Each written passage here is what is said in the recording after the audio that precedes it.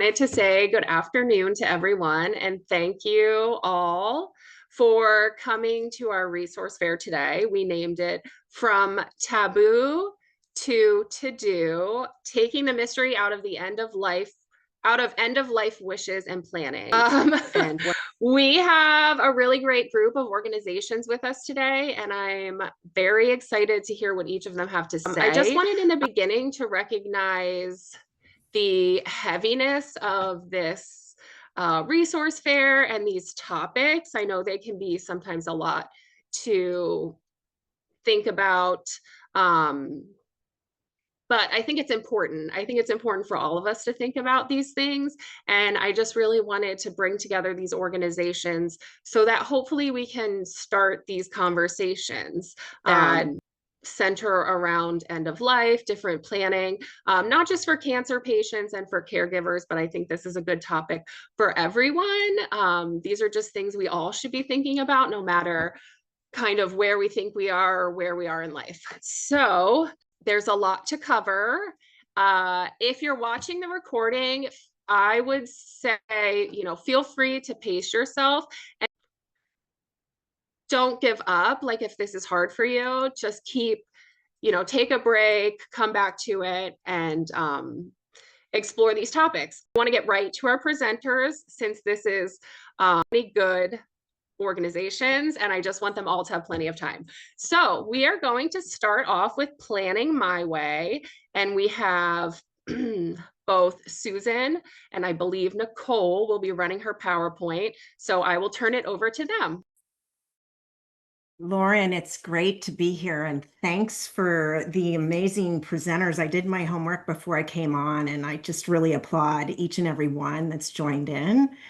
And I'm so amazed by your community and what you've created. So it's a privilege to be here. My name is Susan Gold, and I am the Director of Communications for the Kniff Dixon Foundation, who are behind Planning My Way.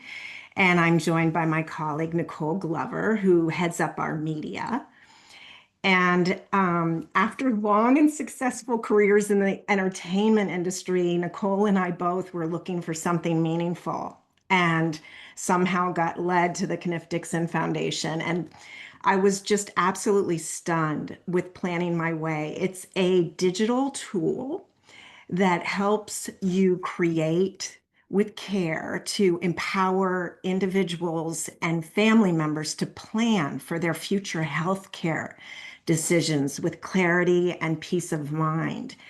And it was developed by a very diverse panel of end-of-life experts, including clergy and clinicians and consumer advocates. And it's free. And I couldn't understand that when I joined on. I was like, how would anybody want to create something as detailed and in-depth and as resourced as Planning My Way and then give it away, no strings attached, like no investing, nothing. So I want to tell you a little bit about Andy Baxter, who founded the Kniff Dixon Foundation. He was in love with his beautiful wife, Carly, and they're pictured. And Carly, unfortunately, fortunately, was diagnosed with metastatic breast cancer. And Carly is the epitome of the topic today. She was not about to let this taboo push her away from really facing her diagnosis as part of her life. And with her family physician, Dr. Peter Dixon, she created an end-of-life care plan that meant something to her. She was very specific about treatments that she wanted and she didn't want. And she didn't want this to be left to her family members and certainly to her husband to have to make difficult decisions on her behalf. So, Carly died at home. She was surrounded by her family. She died in her own bed. And the reason was because she put this plan together. And we all hope that we have a peaceful end-of-life experience. Achieving that starts with preparation. I mean, certainly what we do know is we don't know our expiration date. their individual. And like Lauren said, these tools and certainly planning my way is for everyone. I went right through it as soon as I joined on, and I still update it annually. And I feel kind of joy that I've taken this responsibility for one of the most moving parts of my life. It is a passage, and we will all face it. So, planning for end of life care is just like writing a will. It ensures your wishes are going to be honored and your loved ones are relieved from difficult decisions during very emotional moments. And after Andy Baxter experienced what he did with Carly and with Dr. Peter Dixon, he was so moved. He was devastated, but he was so moved and he wanted to honor the experience because he realized not everyone is fortunate enough to have the experience that he did with Carly. So he created the Kniff Dixon Foundation, and our mission is to support end of life and palliative care through education, collaboration, and recognition. So annually, we recognize the top physicians and every other year, the top nurses in end of life care because they're usually the unsung heroes. And we have met some of the most incredible human beings. Nicole and I are just back from ELNEC, which is an end of life nursing educational consortium. And we met these true heroes. The celebrities we served in the past, they're not the heroes. The real heroes are the ones in the trenches taking care of us on a regular basis. So through the Kniff Dixon Foundation, he decided people need a tool so they can plan. And it's not easy, but like, let's make this fun. Let's make this something that we can celebrate. My goodness, we've all had trudges through this life experience, and some of them haven't been pretty. Let's celebrate our life.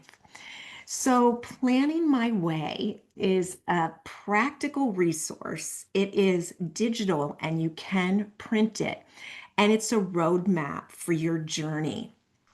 And you are never alone in this process. So, if you take control of your care choices now, you can ensure your voice is heard by deciding the care you want if treatments are no longer available. And I'm going to share a personal story. A very dear friend, several, more than several people I know have transitioned through colon cancer. And one of my friends had an advanced care plan before she began her hospitalizations, and she was adamant that when treatments failed, she not be dragged into ICU for more treatments. She did not want that. And she had a plan in place. And one night in the middle of the night, there was a physician that came and insisted to the nurse, the attending nurse, that they take her to ICU. And the attending nurse stood up for my friend and said, it's not in her end of life care plan. You will not take her to ICU. These plans also ease the burden. I mean, most everybody has somebody in their family that, that can be a little, bombastic or, want things their way. This plan ensures there's specific clarity and that your wishes will be honored, even if you're incapable of voicing them. And when you prepare while you're strong, it gives you the clarity to make decisions that truly reflect who you are. So, there are four areas once you get to planningmyway.org to start your planning experience. Thinking about what you want now for peace of mind later, and then choosing who you really trust as your spokesperson or your proxy or your surrogate. It may be your partner, it may be a parent, but it's important that you honestly, authentically trust that person to go ahead and follow your wishes, even though it may be difficult. And then talking with other people, with your family, with your friends, with your caregivers, with your clergy. So you're clear and you have comfort later.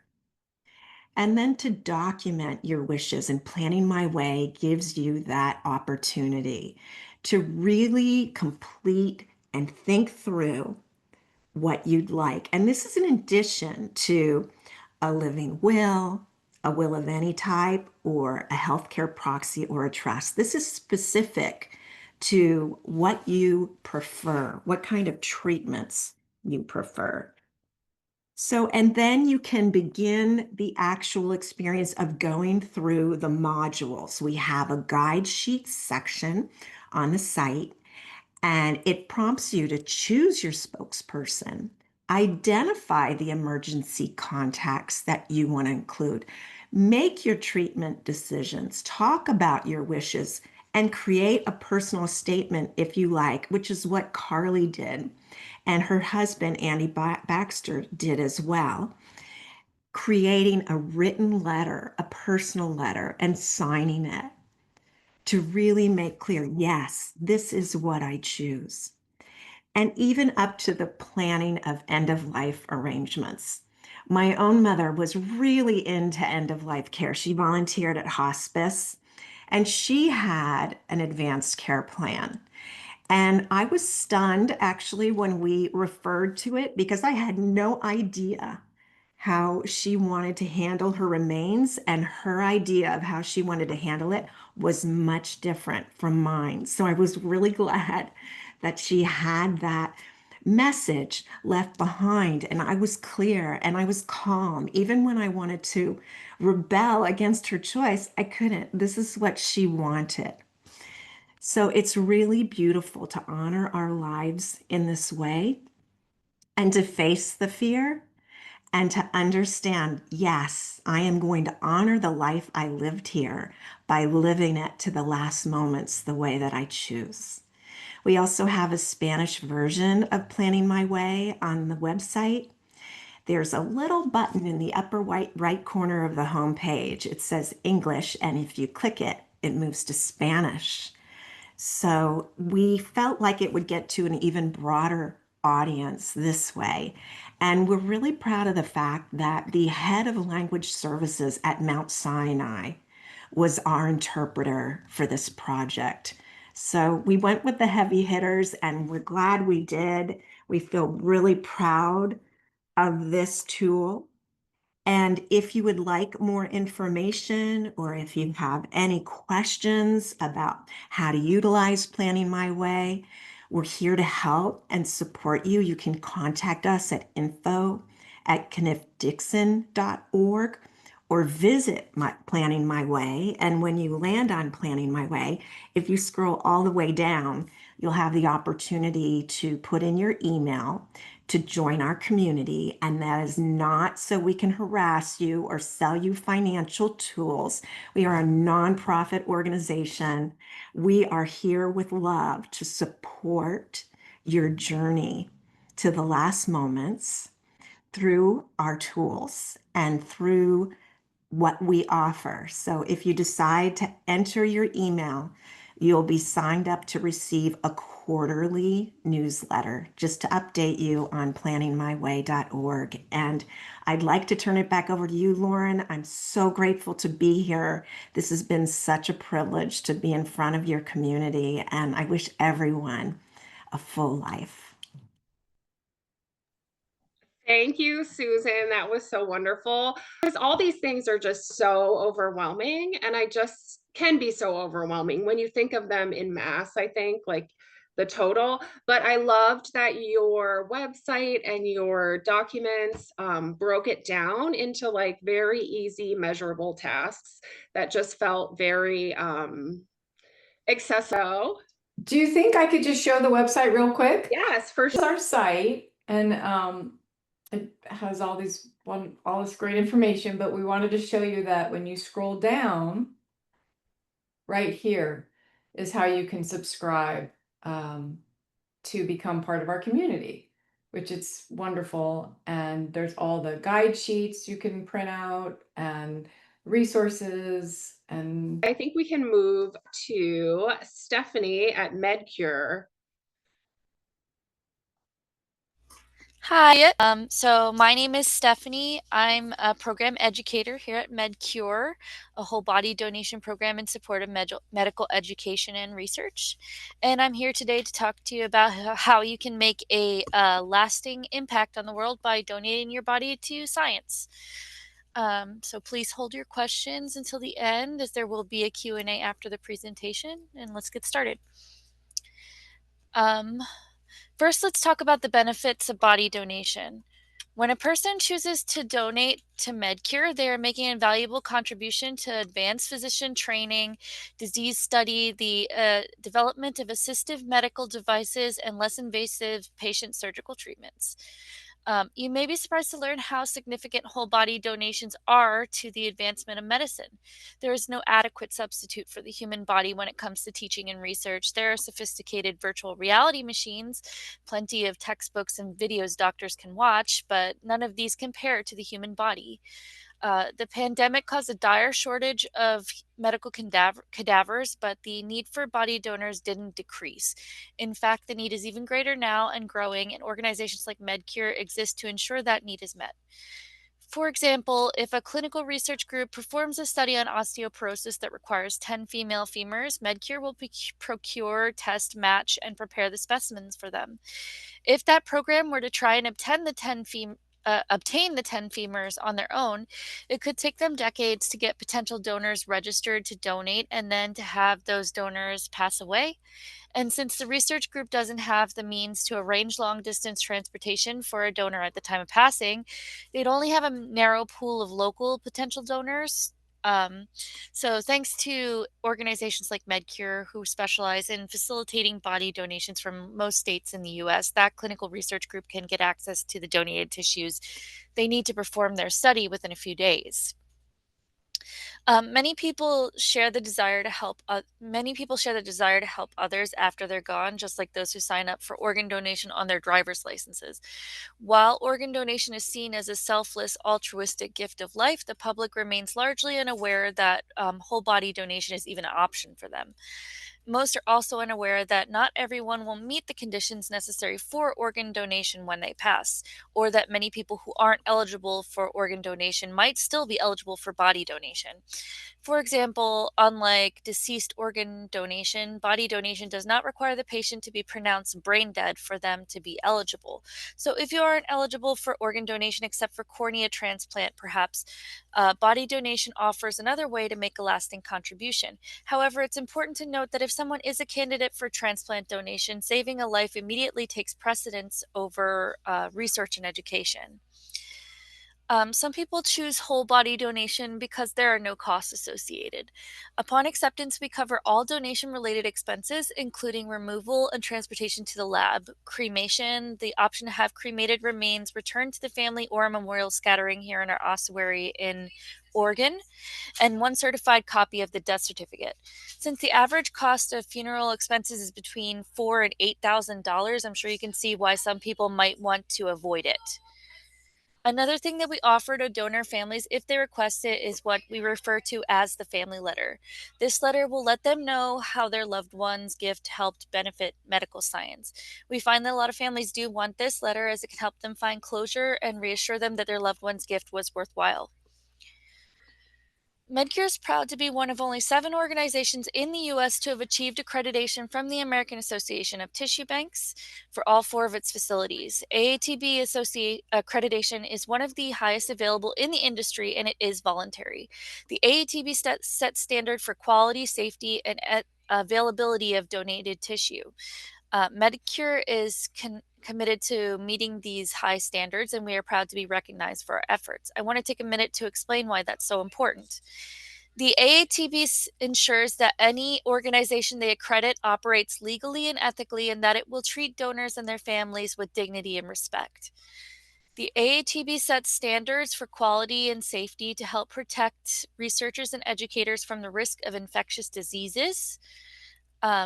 They also ensure the traceability and transparency of donors to their families throughout the donation process. This means that with an accredited organization, families can be secure knowing that their loved one's gift truly is going to benefit a legitimate medical research or educational program. Accreditation for whole body donation programs through AATB was first offered in 2014 and is completely voluntary. To ensure that we are adhering to the highest possible standards, MedCure chose to pursue accreditation as soon as it was offered.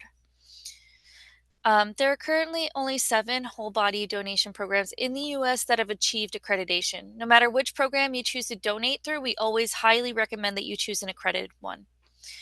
For more information on accredited body donation programs, you can visit the AATB website at www.aatb.org. One of the questions we get most frequently is who can be a whole body donor? The good news is that most people who wish to donate are eligible. MedCure has no upper age restrictions and can accept donations from individuals with a wide variety of medical conditions.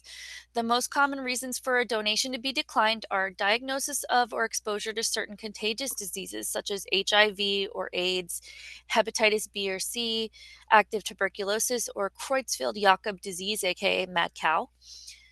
Being extremely over or underweight at the time of passing, any history of illegal IV drug use or other illegal drug excluding marijuana, prolonged periods of homelessness, incarceration, or institutionalization, lack of a social security number or other form of government issued ID, or lack of someone capable of consenting to the donation. Next, I'm going to tell you how to register your intent to donate. There are 2 ways to go about it, and they're both fairly simple. The first is by filling out the body donor registry form on our website. The second is by filling out consent forms and sending them in via mail or email. We'll talk more about consent forms and how to fill them out in the next slide. Once a person has registered with us as a donor, we will send out a welcome kit that contains a welcome letter, an informational brochure, a terms and conditions statement, and 2 donor cards. If you have registered on our website, it will also contain a consent form and vital statistics worksheet. We don't purge our files, so there's no need to call us unless it's to update your information after a move, a name change, or a change of phone number. If at any time you misplace or damage your card, you can call us and we'll send you more. We recommend signing it and keeping it in your wallet or on your refrigerator. You can also give one to your family or your doctor or the executor of your estate, whatever you want to do with them. We can also send you more if you need them. Consent forms are not legally binding and create no obligation on your part. However, you can rescind your registration at any point by calling or emailing. Now let's talk about consent forms. Our consent forms are 2 pages, usually front and back, and it is important that they are filled out properly. These are legal documents, and MedCure staff cannot correct or alter any information on them, so if they're not filled out properly, we will have to mark them as invalid and wait for new ones. This can stall the donation process and cause extra work, which no one wants. So to avoid this, before sending the forms, verify that the form is filled out in its entirety with no unknowns or blank fields. Commonly missed fields are consenter/witness signature fields, date signed, time signed, and check boxes. Consent forms do not need to be notarized, but it should be signed by 2 witnesses, one of whom must be a disinterested party. This can be anyone, a mailman, a friend, a neighbor, as long as they are not blood related or a spouse. The witnesses must both sign after the consenter. The name must match on all forms and should be the legal name on file with the Social Security Administration and should be not be a nickname. After it's signed and filled out, you can submit the form to donate@medcure.org or fax them to 503-257-9101. If a donor is on hospice or has been given a life expectancy of 6 months or less, we would prefer that you call us before filling out the consent forms. When the donor or their family member calls us, we will need to conduct a screening to ensure they meet all the eligibility criteria. The screening takes about 45 minutes to complete, and it's advised to have the best medical historian for your family to complete it. Although donation acceptance cannot be guaranteed prior to death, we can collect information in advance and communicate any anticipated problems such as weight gain or weight loss. After the screening has been completed, the donation coordinator will advise the donor or their family on how to obtain and complete our donation consent forms if they haven't been completed. The only people who can legally complete the forms prior to the donor's passing is either the donor themselves or someone who has a valid healthcare power of attorney. If someone is attempting to sign the consent forms as the healthcare power of attorney, we ask that they first submit the HPOA forms, the HPOA document to our donation coordination team for review to determine if it's valid for our purposes before the consent forms are signed. We will look for specific phrasing regarding anatomical donation. If the donor or a valid HPOA isn't available to sign the consent forms, the forms can be completed by, excuse me one second. If the donor or a valid HPOA isn't available to sign the consent forms, the forms can be completed by the legal next of kin after a death has occurred. Then the donation coordinator will explain to the donor and their family what to do at the time of passing. Now I'll go over what the process looks like when a registered donor passes away. Ideally, we will want to begin the registration process prior to a donor's passing. However, this isn't always possible. If the family is unable to begin the process prior to the donor passing, we will start a registry with the next of kin.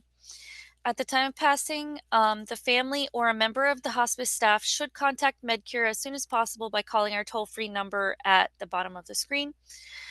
We will want to make sure that we are the first call made and not a funeral home, as doing so could result in the family being responsible for the expenses or even possibly a decline. So that's really important.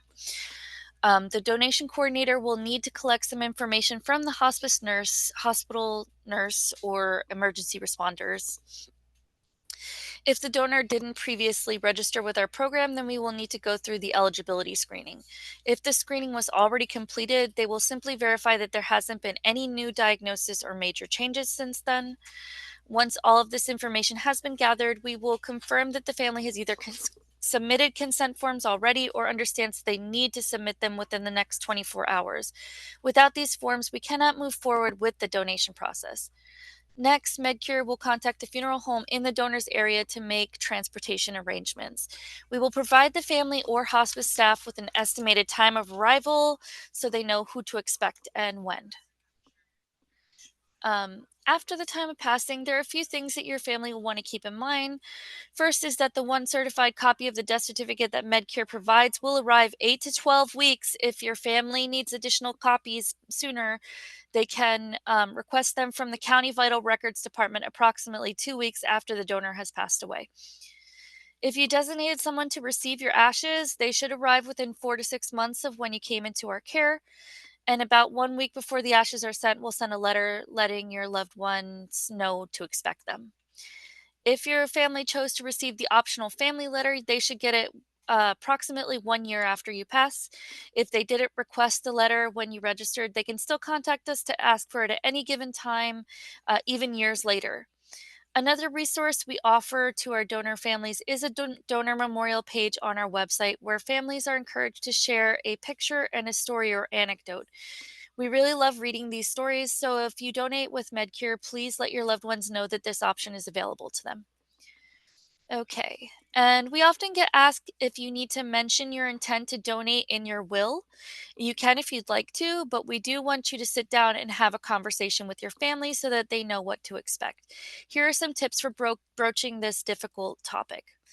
Start gently. They may want to resist the subject. I know this might be unexpected, but I want to be open and honest with you about my wishes, or something like, I've been thinking a lot about my end of life plans and I want to share something important with you. Explain your reasons for wanting to donate, whatever that may be. Make sure they know that this is your wish. Tell them what to expect. This is a great time to give them a brochure or donor card, and the back of it has an at-a-glance instructions for how to make that time of passing call, so they know exactly what to do when the time comes. Give them some time to process. This is heavy stuff, and it may be difficult for your family to think about what life will be like when you're no longer around. So you can encourage them to call us if they have any questions or concerns, but let them know that we won't be able to share any of your info without your verbal or written consent.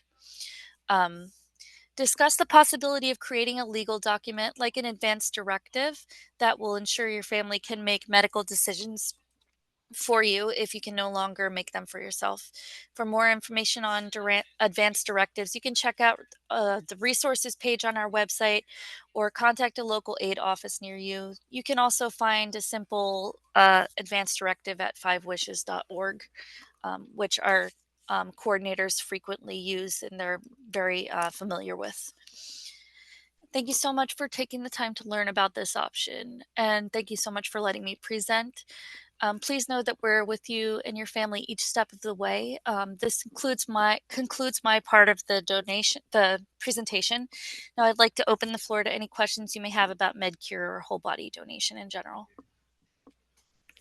Thank you, Stephanie. That was so good. I think we do have a question. Are the forms the family information or the forms and family information pamphlets available in any languages other than English?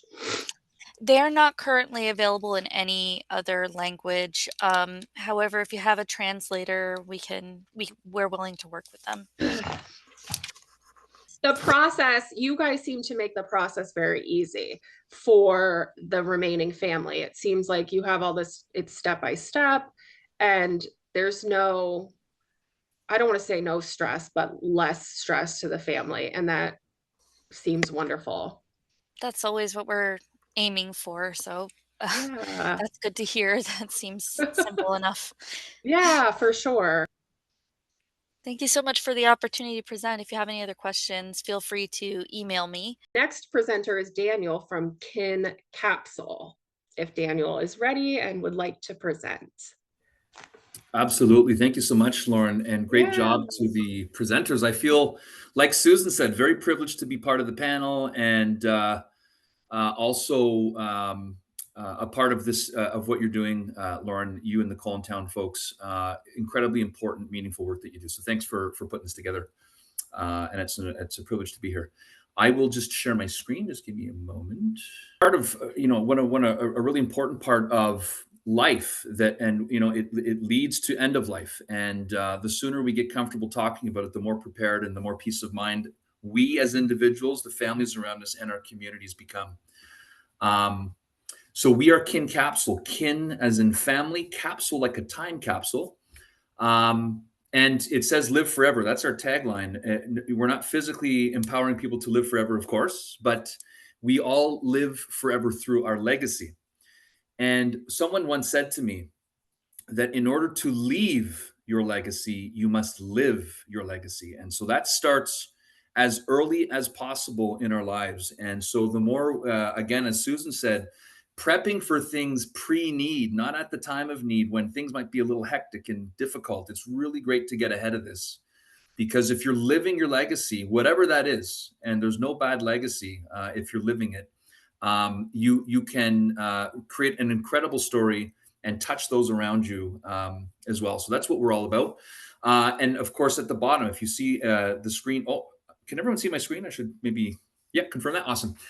This is one of the quotes we came across early in our journey, but it's Amadou Hampateba, who's an African ethnologist, but also a philosopher, among other things. And he's coined the phrase, when a person dies, a library burns to the ground. And it's so true. Our founding story is, here's the three founders. Our founding story is, in every case here, including my own, we've had people who have passed away in our family. And these are grandparents or parents or other people in our lives. But for my family, it was my grandfather. We're originally from Scotland. And when he came over to Canada, he was leading this incredible life, had incredible people around him, but he had mental health and physical health issues. And he passed tragically early. And he was kind of our archivist and our historian, our family librarian, if you will. And when he passed away, we lost permanent records of a whole bunch of stuff. And so that just tragic. And every time we talk to someone, every family, every individual has their own version of this story, right? And Lev, for example, in the middle, he originally from Russia, came over to Canada 30 years ago. 30 years ago. His mom eventually was diagnosed with dementia, with Alzheimer's specifically.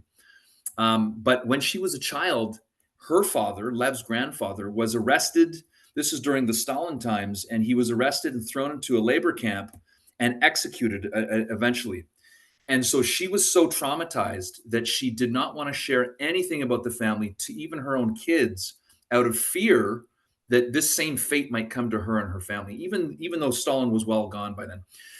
And so again, fast forward, she passes away with Alzheimer's. And when he went back to pick up, boxes of stuff, pictures, videos, documents, he didn't know who was in the pictures, who these people, when the pictures were taken, why they were taken, et cetera, et cetera. So he also felt this loss. And then Utku, who is our chief technology officer, he actually he had cancer, and it's in remission now, which is fantastic. He's a young guy, so this is not something that older adults only deal with. This is something that anybody can deal with, and he has an incredible story to tell. But he has a new appreciation for his life, and he's lost people with cancer in his family as well. So his family has cancer in their history. So this is all a passion project for us when we created KinCapsule. So the problem that we're really focused on is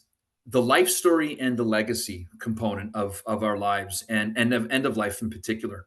But that's everything from life experience, lived experiences, challenges navigated, wisdom, life lessons, and what's our legacy all about. And so that's what we help people with, is think of us as sort of legacy enablement. And so it's not a small problem. Not only is it a problem for the people that we've spoken to, hundreds, maybe thousands of people, and our partners across healthcare, in senior living, retirement, funeral services, and cemetery, healthcare as a broader umbrella of folks. But there's a number of studies, go look them up, but here's just a few of them. 70+% of North Americans, I would say in anywhere you look on the planet, in fact, I think that it's probably broader than North America, but regardless of wealth or socioeconomics or by any other measure, people want to be remembered for their memories and their legacy and their values and their experiences. That's the most important thing to people. So I hope it would be interesting to take a survey on this call to see how people feel about that. But I would imagine that you can't take anything with you, and although leaving financial legacy to loved ones is very important, having that's why we help you live forever. Your wisdom and your life lessons and your experience are intrinsically important. This is not just KinCapsule. We're all on this call together. There's a whole community, global community of folks who are passionate about this. But there's also the call from the Hill, and so the former Surgeon General Vivek Murthy, as well as senators across the U.S. and across the world, there's a loneliness epidemic too that leads to a lack of that can get in the way of you leaving your legacy. Some people feel like their story doesn't matter. It's not interesting or exciting enough, or they don't have anyone to tell their story to. And so part of what we do too is building this community around connecting people around meaningful social connection and intergenerational connection. So we have many of our partners are student bodies. We're partnered with the Foundation for Social Connection, with the Legacy Project, with Telegacy. These are all nonprofit organizations that have students and or volunteers connecting with folks to encourage storytelling, which not only does it help you leave your legacy, but it's incredibly therapeutic to review your own life and talk about things, and you can unpack things and process things and grieve if you need to.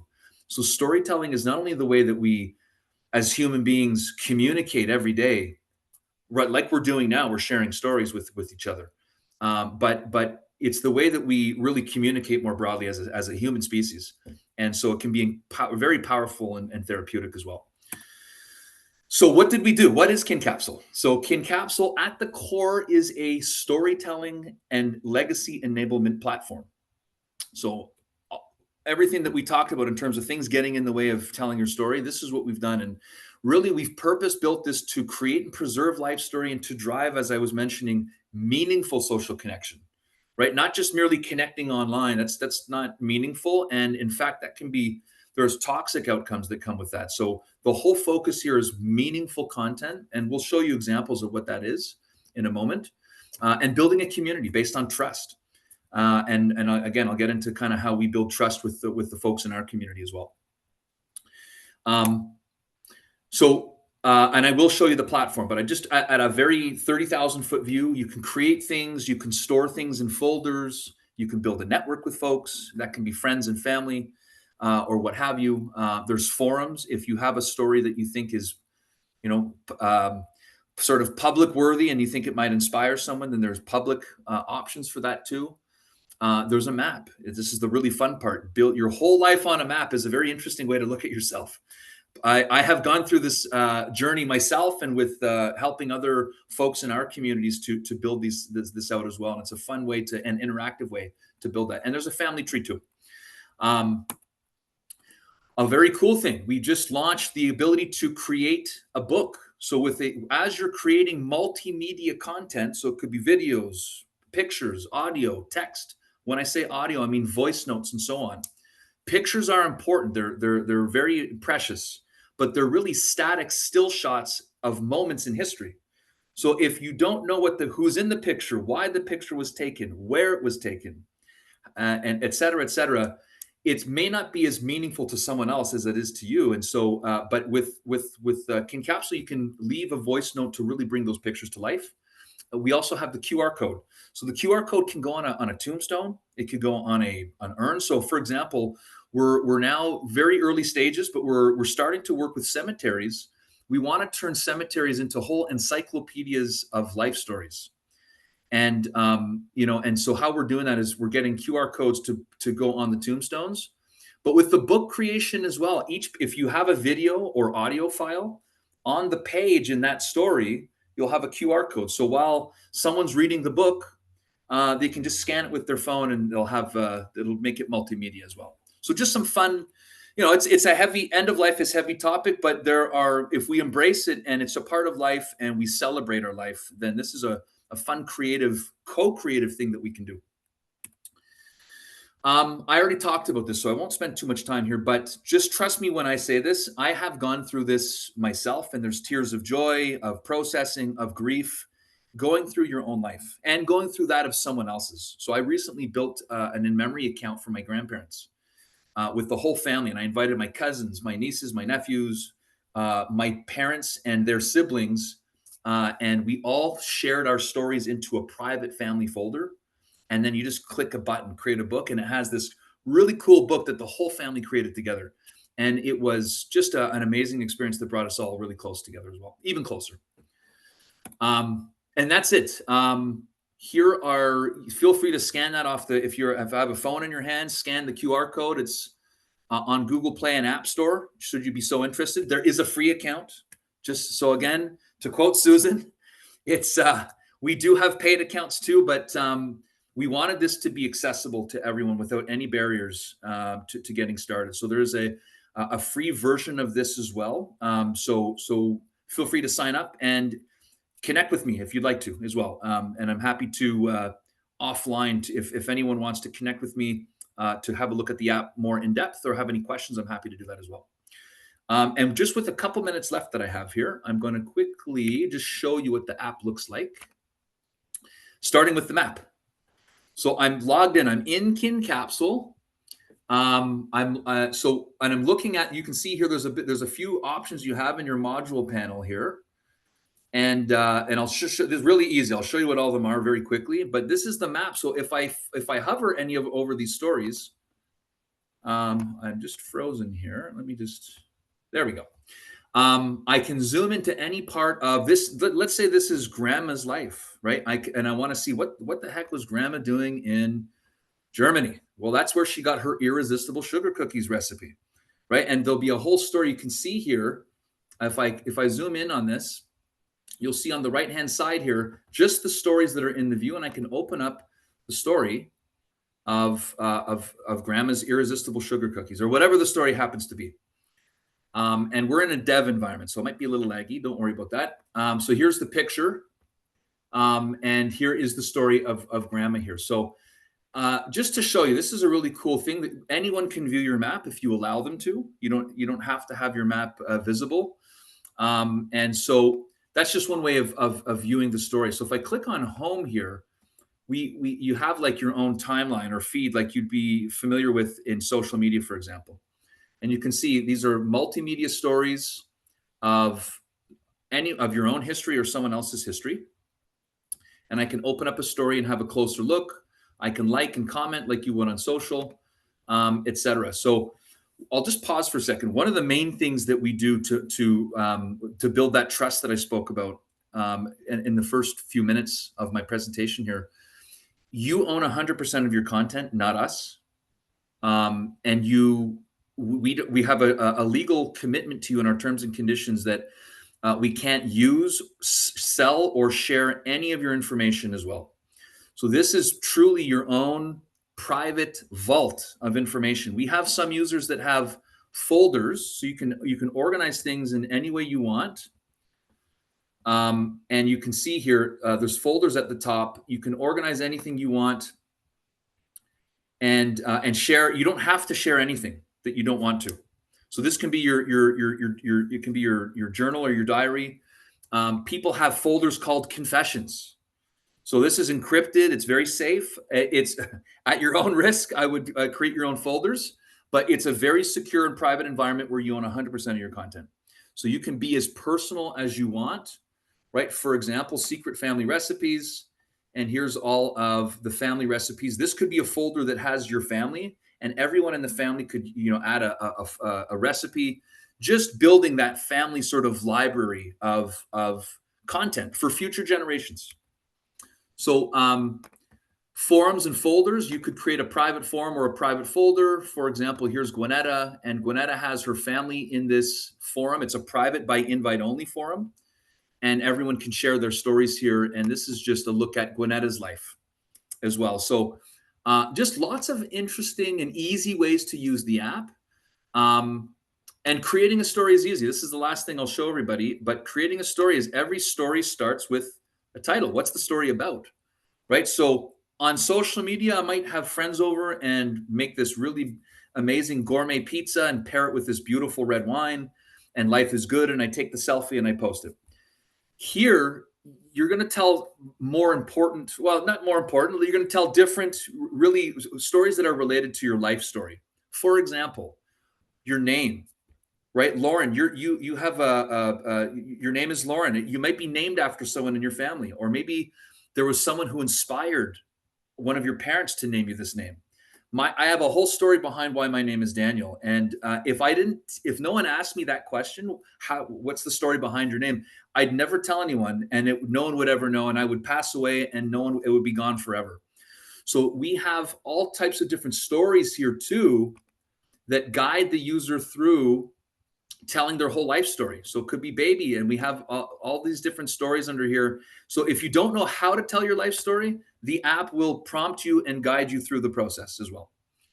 So that's it. If you want to tell your life story, which believe me, if you haven't thought about it, you'll want to, and the people around you will want to as well. This is an incredible way to reconnect or connect with people and leave something absolutely priceless and precious behind when that time comes. But again, it's not all about end of life. This is a whole life journey and a celebration of your life story. So the sooner you start, the better.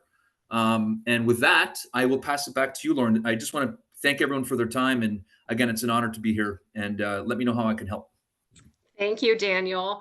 I don't do this. I always, when I talked to Daniel previously before this, you can tell the passion. And I think that shows in this whole, not only presentation, but product. And my favorite part is the book that you can make and the prompts, because a lot of companies, you have to pay for that if you want to do it. And Right. here Daniel is offering it. So we did have a few comments. One says, brilliant, Daniel.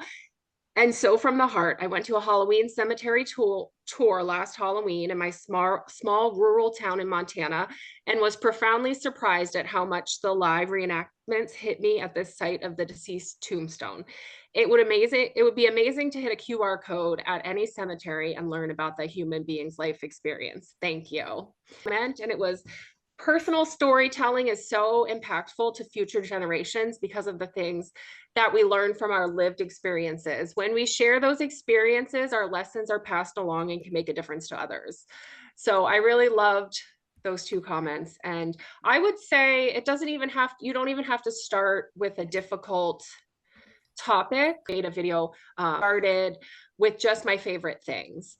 And that's pretty easy for me to regurgitate my favorite flower, my favorite food, my favorite movie, my favorite music, all those. And so it didn't make it so heavy. It just made it nice. And like kids, what kid wouldn't want to know the favorites of everything? So I would encourage you that if you at all find this interesting, that you start looking into it.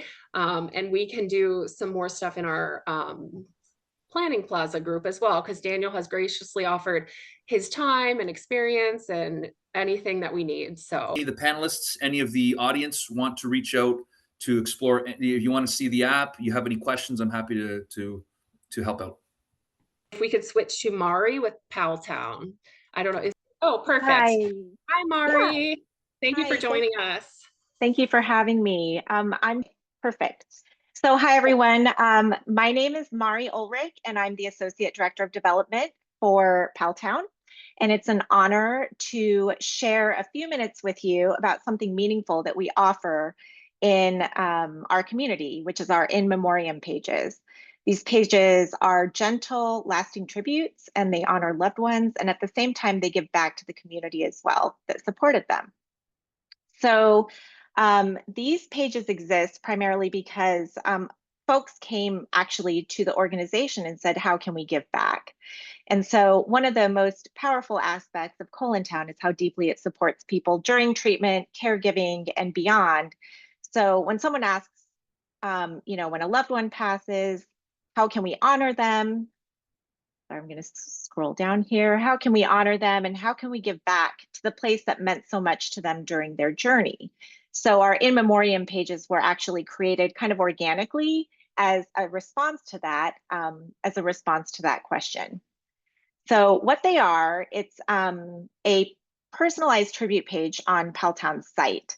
So friends and family can share a favorite photo, a short remembrance, or a story. It's a permanent place, so the pages will stay online forever and can be revisited anytime. Families can update or add memories later, and donation options are included, and gifts directly sustain ColonTown's programs that supported these members during their time with us. So I created a sample page here. Okay, great. So this is what the sample page might look like.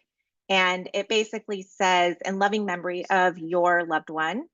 And it will have some photos at the top throughout. There can be some text in here talking about their family, life, any sort of milestones, the disease, any sort of strength and optimism. Really, the script, whatever you want to put in the copy is really up to the family and the friends who want to put this page together. The photos also can be selected from however the family and friends would like it to go up. And like I said, it can be modified at any time. And it's just a nice, long-lasting tribute. It is not searchable on the PALTOwn site, so it's not going to be something that you will come across unless you have a direct link to this site. But it is something where if somebody, within your circle wants to revisit it on a regular basis, they have the ability to. Like I said, it'll be up forever. And then at the bottom, there is a donation option where you can donate in memory of your loved one. Just talking about the support that ColonTown gave to this individual during their time with ColonTown. So why this matters is because these pages are going to be obviously more than just websites.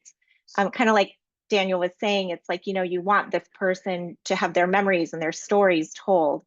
So it's a nice place for that to happen, to have meaningful spaces for families and for the community. It'll be a great place for a legacy. So loved one's story lives on permanently, connection where families and friends and communities can revisit and share, place to give back. Donations will sustain Town for future patients and caregivers. And it creates that nice circle of care. So remembrance, giving back, and sustaining community.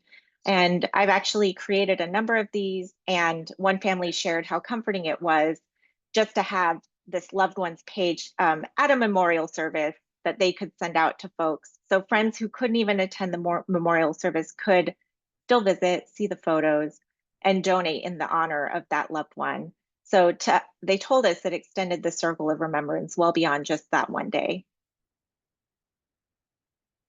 It may be somewhat similar to other pages that you see online. So I know that there are other services that may be for treatment updates or just right after the person passes. Sometimes funeral homes might offer something similar that are linked to obituaries and maybe offer more of a temporary service. But I just want to say again that these pages, we don't ever plan to take them down, and they are tied to Town, and they are shareable. And of course, if you ever want to make any updates, those can be made at any time. If there are any new photos or funny stories or memories, then those can also be updated. Sometimes within the first few days of a person passing, they want this page to go up right away. And oftentimes a couple of weeks later, they'll have a little bit more time to think about, okay, I want to say something different. Or, I was kind of in the middle of a lot of chaos initially, and now that this has sat, I want to update it. And all of that is doable through our in memoriam pages. So this last slide is just the step-by-step. So the first thing that the friend and family might do is to email contact@paltown.org. They can send any desired photos and short text copy.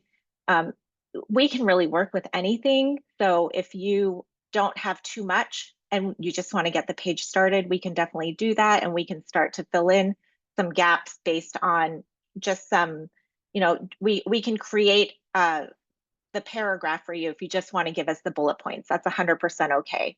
And we will design the page and publish the page. Families can make any edits as they desire. Families would then receive the link to share, and the page lives on forever, and updates are welcome at any time. But hopefully that's a good overview of the services that we offer for the in memoriam pages. And I do feel like it has been just a nice sort of reprieve for a lot of our families to be able to go back and visit. So thank you. Thank you, Mari. I like that. I love that because I didn't know it existed until I started working on this presentation.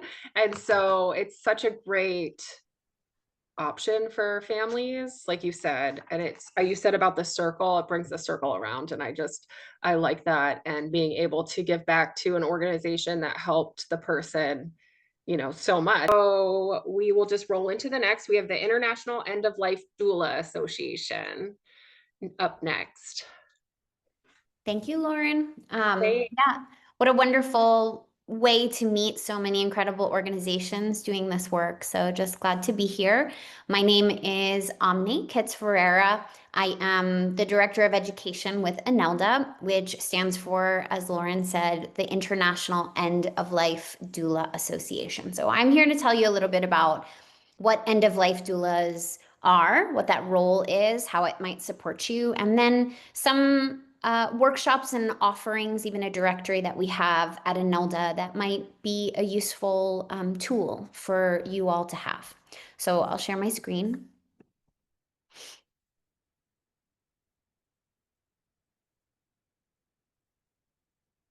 All right, so just a little bit about INELDA. We are a nonprofit. We are a member-based nonprofit. We have been organized for about 10 years, which is really exciting. We are one of the oldest and largest end-of-life doula training organizations. And our vision is really, it's a big vision, but we really want and support ways in which anyone can have accessible, equitable, and compassionate death care that affirms them so that when they die, they feel a sense of self, they feel that their autonomy has been honored, and there is dignity in their death. We do this in a number of ways, but primarily we train end-of-life doulas. So we teach anybody how to support folks as they journey towards end of life. And being a doula is a unique role. We are not part of the family. We are not part of the medical team. And so we stand in a space that really is truly, truly for the support of the dying person, and also adjacently their circle of care. So whoever they define as their inner circle, their people, their family. We also work with different facilities, clinical spaces, and we work to integrate doulas into healthcare models to really broaden the way in which people are cared for at end of life, and to address some of the systemic gaps in healthcare that exist and that have existed for a long time. I do like to show our team because we are a really multifaceted team. We have folks who have come from backgrounds of nursing, chaplaincy, social work. Some are volunteer coordinators at hospices, educators. We have really people from many different wheelhouses. And all of this is supportive because anyone can be a doula. And really, truthfully, there is a point in all of our lives where we step into the loss of someone that means a lot to us. And so even if we are not sort of trained doulas, each of us in our lives, we face folks who die. We lose the people closest to us. And so we really do believe that an education around end of life and how to support people in that space is important for anyone and everyone. Everyone can do this. Here is our definition of what an end-of-life doula is, and I'm gonna stop my slides in a few moments just to connect more personally with you, but we define a doula as a non-medical companion. I like the word guide, but guide also has this feeling as if we are leading the way, and that is not true. The person who is dying, the person who is facing a terminal illness, they are the driver of the process. We have some knowledge about end of life, and so we really walk alongside people. We work to understand what their preferences, desires are, and then we help codify that. We help communicate that. We can sometimes be an echo for the things that are most important to you. We support the self-determination and the autonomy of the person dying. So what does that mean? That means we trust you. We trust that you know what is best for you at end of life and throughout the decision making. And so we start with what you know to be true, what you are asking to have, and then we work to amplify that, to create as many resources and supports for you and for your circle of care to move through this journey and this process of end of life as easily as possible. I kind of just said this, but I think it's important to say I am also a hospice nurse, and I see folks every day, their families around them, and I find a lot of times that, you know, even if they were expecting this, they are often unprepared. And there are many spaces in which, you know, when someone is dying, they no longer can make the choices for themselves. They can't speak out what's really like what they want. And then you see that sort of fall to the family, and you see it fall to their decision makers, but they haven't had the conversations ahead of time. And so then they're making decisions really without knowing what their loved one wanted or wants. And so that's a hard place. So when you bring a doula into your life, that can be way before we are at end of life. We can do this when we're young. We can do this when we are not living with disease, or if we are living with disease. Doulas can just hold space for you to talk about the things that are most important to you whenever you come to your end of life. And so we really help not just the person dying, but as we have those conversations, it supports the whole unit. So that when you arrive in those places, the family goes, oh, we had this talk. I know what they want here. And that takes some burden off of them, that they don't feel like they made the wrong choice. We center around the dying person. So again, what you say goes. And that is important because there will be folks maybe in your life who disagree, but the doula is not there to disagree, to convince you otherwise, to sway you in any direction. They are really just there to honor the choices that you make because this is your journey. No one else gets to make it. Some of the things that doulas do, people ask that all the time, say, what do you do? Well, first and foremost, we're kind of just with you. We're with you. We're like an emotional support animal. We're not there again to convince you, but just to be another person in the room who isn't telling you what they think you should do. We're someone just to be present in hard conversations and to be witness to what you're going through. That can mean a lot. We hear that it means a lot to folks we support. We listen with our full self. We listen when even things emerge, like, wow, that change in my prognosis was not expected. What am I going to do now, right? Like, we are there in those moments when all the little losses are happening, because the loss doesn't just happen at end of life in the moment that we pass. It is happening all along the way. So to have someone who witnesses your journey, is like there to just say, like, I see you, I am acknowledging, I am validating what you are moving through, can be really, again, empowering as you move through some really difficult stuff.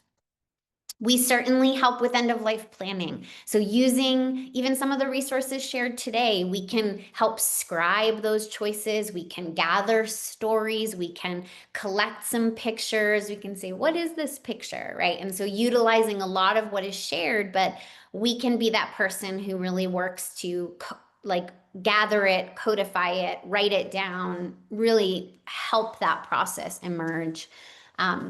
We have a lot of community resources. So as an end-of-life doula, I have a very rich resource list. I know the laws in my state. I know what types of burial options there are. I know really fun things like who's a florist who makes, these huge blankets that cover caskets, right? So as a doula, I'm that person who really understands the death care ecosystem of the space that you are inhabiting. So you have a lot of support and creativity in meeting end of life. We have skills and tools to help with comfort through the process of dying. And this is non-medical, but mindfulness exercise, breathing exercises, guided imagery, different ways in which to sort of really help your mind process and move through these different spaces. And certainly we are there to educate. We educate your family. We say it's okay, that breath change is expected. We know that we may see something like this, right? We can do that contextualization, that education piece, which can be very useful for the person who is dying and then also their loved ones, especially as they move closer and closer. So we really just help to navigate this process of end of life. And remember, end of life is not just the moment. It is a vast spectrum. All of us can do advanced care planning. All of us can have these conversations. And so I'm going to share my screen one more time just to share something that might be of interest. This is a workshop that we have called Living with Our Dying. And I really like this title because we are all living with our dying. Whether we have a prognosis, a diagnosis, we all are living with our dying. We are in that space and we are not sure when the end is here. And so something we do as doulas all the time is we create space for you to talk about it.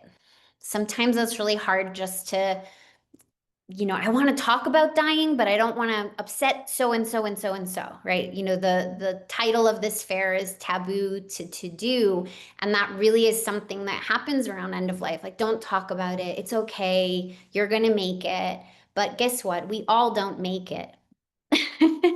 We all die, and we really feel like as doulas, it's okay to talk about it. And in fact, when you talk about it, you start to really understand what is important to you and how you want to live your life now. So this entire workshop is dedicated as a space to anyone who wants to consider their mortality.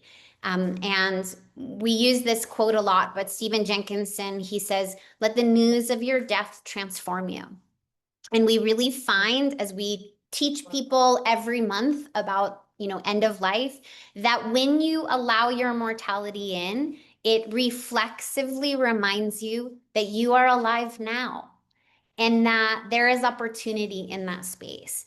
And so this is a great little workshop. It's 3 hours, just to kind of dive into that and engage with yourself, to be curious and discover with yourself. So end of life doulas, we have this workshop. And then the last thing that I'll say is maybe you want to meet a doula. Maybe you want to talk to a doula. So over here on our website, on the bar up here, it says find a doula, and we have a doula directory, and you can search, and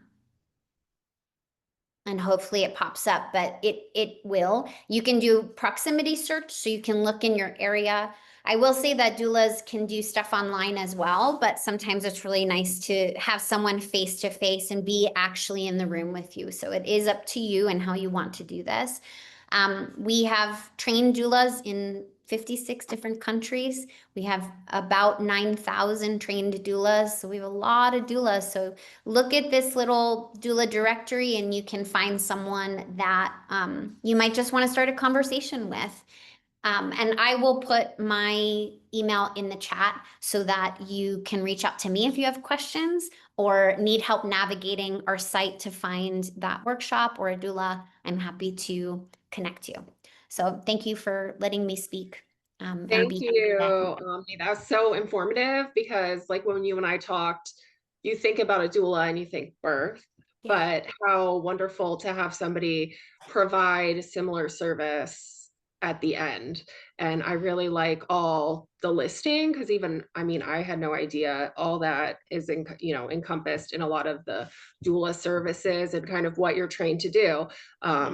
And what a gift for people that are trained and are doulas. Our next presentation is from Amy at the Hospice Foundation of America. Hi there. I've got a message about an unstable internet connection, so I turned my. All right, I'm Amy Tucci. I'm president of Hospice Foundation of America, and I'm going to tell you a little bit about hospice care, a much misunderstood part of our healthcare system. So here we go. First, I'll tell you a little bit about Hospice Foundation of America. We've been around since 1982. We work to improve care at the bedside through professional education, and we provide free and unbiased advice to people, information to people who need information about hospice care and grief, or really any kind of end-of-life care. Because of that, much of our work focuses around advanced care planning. We currently have a national project going on that's looking at 2 advanced care planning tools funded by NIH, and we're about to have our 75th event. And we are very proud of that project. We did a lot with some other advanced care planning things such as being mortal. And right now we're currently working with the Hello Game and the Conversation Project. We are not a hospice provider. There is no single hospice entity in the United States. There are 5,000 hospice providers, all operating independently, but mostly, most all of them are working within the confines of the Medicare hospice benefit, which is the government sets the rules around hospice. So a little bit about how hospice in the United States. Hospice has only been around for about 51 years in the United States in a formal way. And that started back in 1974 when the dean of Yale's nursing school, Florence Wald, went to visit St. Christopher's Hospice in the in Great Britain. And she came back and she decided that she wanted to set up the first hospice, the first actual hospice in the United States, which is the Connecticut Hospice in Branford, Connecticut, which is still around today. After, in sort of this 10-year period before, 8-year period before Congress passed the Medicare benefit, hospices were popping up all over the United States. Most of them were volunteer hospices. They were run by doctors and nurses, and the whole impetus for this was that people were starting to talk about death and dying, largely because of work of people like Elizabeth Kubler-Ross, who wrote on a very famous book called On Death and Dying. And it sort of really started a wave, and that wave has continued. A poll in 1997 showed that most people did not want to die at a hospital. They wanted to die at home, and they wanted to die among their, with their loved ones present and with next to things that they loved and were important to them. And so hospice has grown and grown. Now, about half of all deaths in the United States occur under hospice care. And that includes deaths of every kind. So that's including car accidents and things like that, those people typically would not be hospice patients, but even including sudden deaths, it's still half of all deaths. So the top 7 diagnoses for hospice dying and reasons that people die in hospice, reasons that they're referred to hospice, is the number 1 reason today is Alzheimer's disease and dementias. That's changed recently. Cancer used to be the number 1 reason for referral to hospice, no longer. Now, the 3rd reason, and you can see the other top diagnoses here. Kidney disease is a reason that people die in hospice, but people cannot receive dialysis while on hospice, and I'll get into that a little bit later. So if somebody has kidney disease and is on dialysis, they would have to go off dialysis before going on to hospice. So people are really confused about when hospice care is appropriate. And hospice care is appropriate when it can only be accessed when a doctor's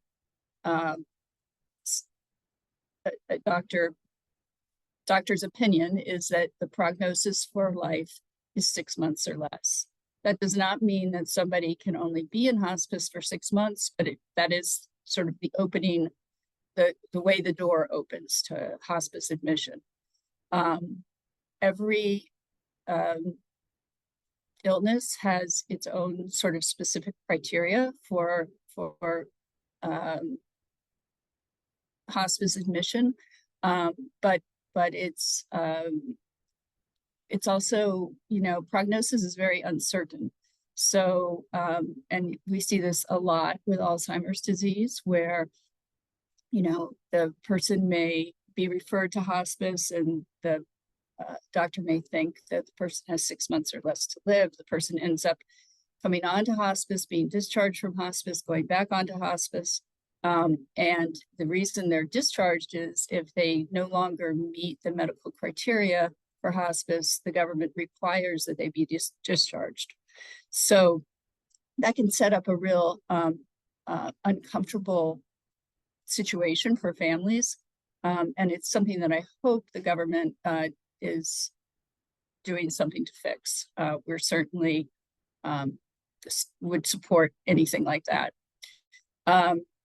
When treatment is that's aimed at curing or stabilizing is no longer effective, that's another reason for, that's another time that hospice would be appropriate. But of course, it always comes with the doctor's evaluation as well. And if the patient no longer desires curative treatment and really wants to focus the shift from cure to quality. My mother died of a glioblastoma, and when she had gone through radiation and chemotherapy, even though she had an inoperable brain tumor, they did do some palliative treatment before she entered hospice, but she made the decision when she just could not face going back to radiation and chemo again, because it was making her so sick and ruining the quality of her life. So she went on to hospice about 7 months before she died. The doctor had thought that she had 3 weeks or less to live when she was admitted to hospice, but she ended up really kind of having a wonderful 6 month to 7 month period on hospice where our family was around her, and we had really wonderful moments that we could share together. I think she would have died much sooner if she had continued the radiation and chemotherapy. And people choose hospice also when, just like as my mother did, when the goal becomes symptom management and other types of care that hospice can provide. So for cancer patients, the palliative performance scale is often used by doctors to determine whether their patient is eligible for hospice. And patients who meet this standard are unable to, really participate in normal activity or do normal work. They're unable to move well, spend about 50% of their time in bed or in a chair or in a single room, have evidence of significant disease, can only take care of themselves. They have a hard time taking care of themselves by themselves, and they have a reduced nutritional intake due to appetite loss or other disease characteristics. So the overall goal of hospice is to improve the quality of life for patients and families facing terminal illness. And it is, they really treat the entire person, and they also treat the entire family. So they're providing psychosocial support to the family. They can even provide grief support before death to both the patient and the family, because as I think it was Omni, I think mentioned, that the loss process is something that starts long before death. And so hospice is there for the person in those ways. So another thing that people don't understand about hospice, and I always think it's very important that they do understand it, is that the family is typically heavily involved in hospice care. It is not, it's by no means a requirement that a hospice patient has a family member who's a primary caregiver, but it is something that is pretty standard in hospice. And family caregivers do a lot of work when they have a family member who is in hospice care. And it can be a big adjustment for family members. And hospice is there to support that, but it's something that people should know about hospice. And for our family, it gave us, as I said, just a wonderful opportunity to be together in my mother's final months of life. But it does take a commitment to want to be a caregiver. The hospice staff makes regular visits to assess the patient, adjust medications, and do other things. For example, a certified nursing assistant will help the patient bathe or bathe the patient if necessary. Hospice will provide all the durable medical equipment necessary. So a hospital bed, if that's desired and necessary, oxygen, any other kind of equipment that might be necessary. That's all fully covered under Medicare and Medicaid, and most private insurance also covers all of the cost of hospice. There are very few out-of-pocket expenses. A lot of people ask, how many times does a nurse come every week? The average is 3 times a week. If somebody is admitted to hospice and has a terminal prognosis, that's the only way they'd be admitted to hospice. But oftentimes people are not, they don't need a nurse and 3 times a week. You know, maybe they need a nurse once a week, and maybe they need a social worker twice a week and a chaplain once a week. And I'll get to the members of the hospice team in a second. So the hospice staff is always on call 24 hours a day. So, and that means that a nurse and a physician should always be available to come to the house if necessary. Most hospice care is delivered in a person's home. Person's home is defined very broadly by hospice. It can be a private residence. It can be a nursing home. It can be an assisted living facility, depending on the assisted living facility's rules. Hospice team consists of registered nurses, therapists such as speech therapists, physical therapists, occupational therapists, hospice aides, who are usually certified nurse assistants, brief counselors, social workers, physicians, chaplains, and last but not least, certainly our volunteers. And volunteers are there to provide, be able to do things like run errands for the family, or they can also do things like mow the lawn, walk the dog, or just sit with a patient, read to the patient, give a family member who's providing care a break from caregiving so they can go out and do something that they want to do. Hospices, all hospices that participate with Medicare have to have 5% of their patient care hours they have to certify have been provided by volunteers.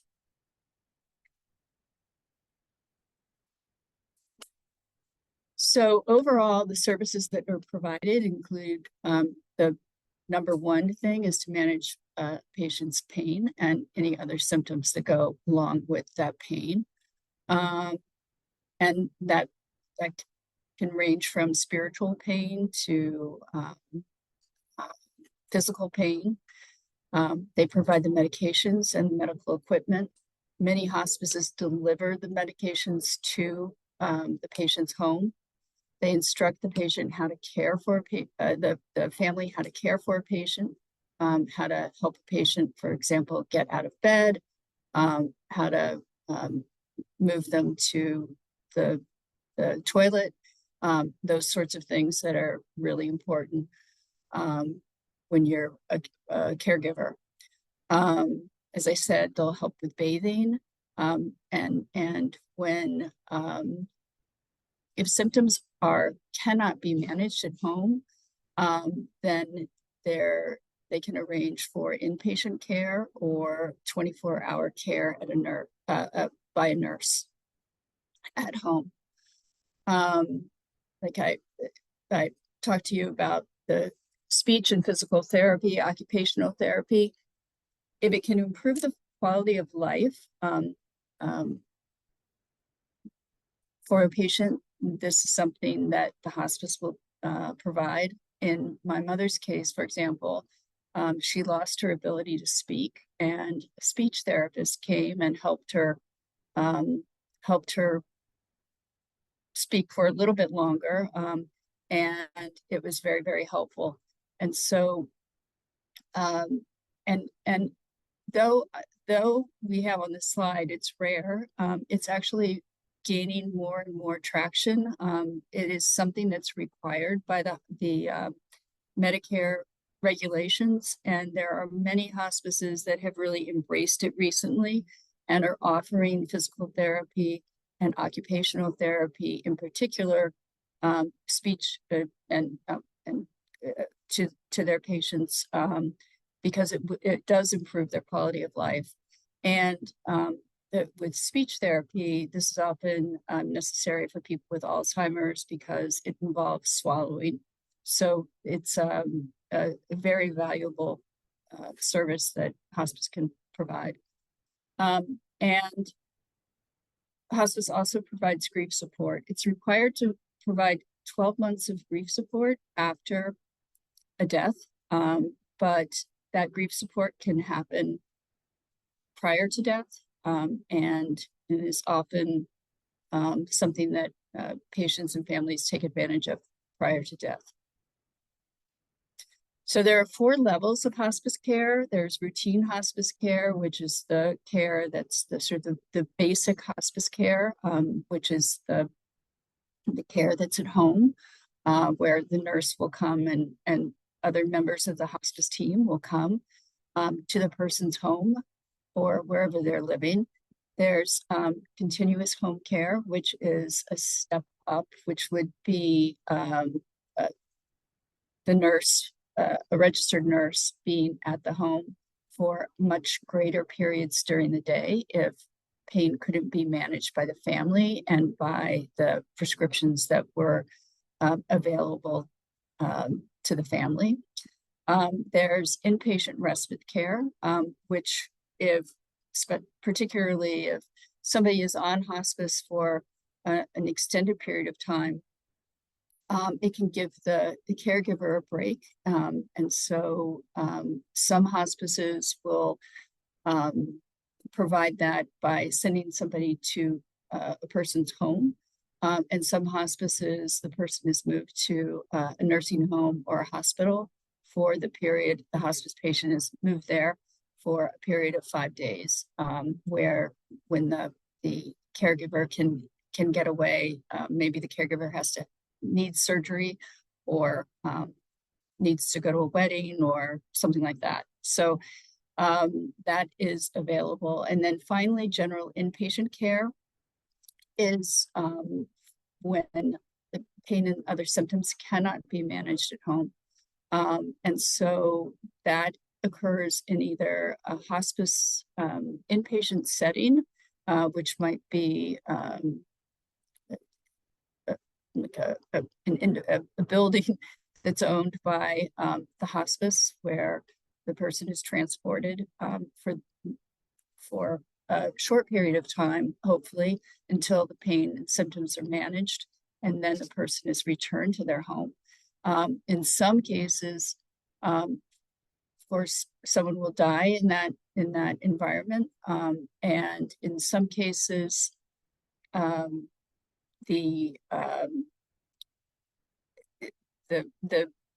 it's not the same level of care, but there are few hospices, not many, that have residential facilities.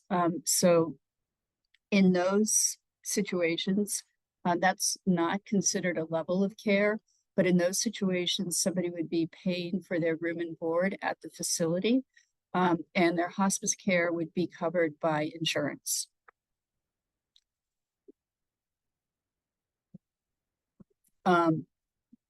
Hospice care can really last pretty indefinitely, as we saw with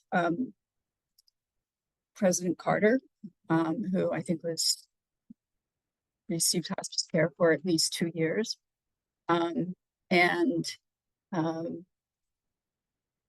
But the average is 97 days, median of 18 days. And very few patients, only about 10%, are receiving hospice care for more than 280 or so days, 7 days. If, as I mentioned earlier, if the person is considered hospice ineligible because their health either improves or they decide to seek curative treatment, or they decide to say enter a clinical trial, then they would be discharged from hospice, and they can return to hospice at any time after being discharged, as long as they are medically appropriate for it.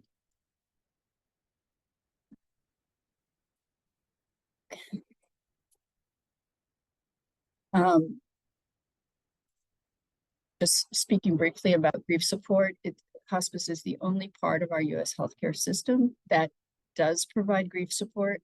Many hospices provide grief support, even if the family member who is being grieved did not die in the care of hospice. And volunteers are a very important part of hospice care. And as I mentioned, about 5% of hospice care is provided by volunteers. So we get the question a lot about what's different about palliative care and hospice care, because these terms are often used interchangeably. So palliative care is part of hospice care. It's probably the biggest part of that's what hospice care is all about, is to provide palliative care, which is the management of pain and symptoms. But hospice as a benefit differs from palliative care, because when you're receiving palliative care, you can continue to pursue curative treatment, which you cannot do when you're receiving hospice care. Palliative care is often provided on an outpatient basis instead of in a home setting. That too is changing. Many hospices are now offering palliative care before a patient is hospice eligible. And it depends on the hospice and often how big the hospice is. But it's more and more often available. Palliative care is often available from a hospice provider. However, it is not reimbursable in the same way that hospice care is reimbursable as a package of services. Yeah, so I can answer any questions about palliative care as well. People often ask us about radiation, chemotherapy, and immunotherapy while receiving hospice. And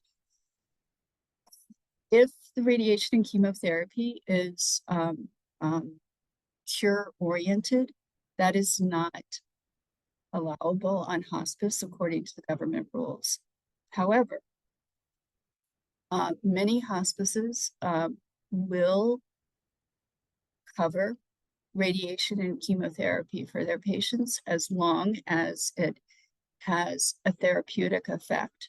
So if it is improving the life of a patient, and for example, the patient might have an esophageal tumor, and the patient's quality of life is much improved by the radiation that is shrinking that tumor, that will be allowed. And chemotherapy more selectively, much more selectively. And I will say that the bigger a hospice is, the more able they are, the more resources they are to provide these additional treatments. And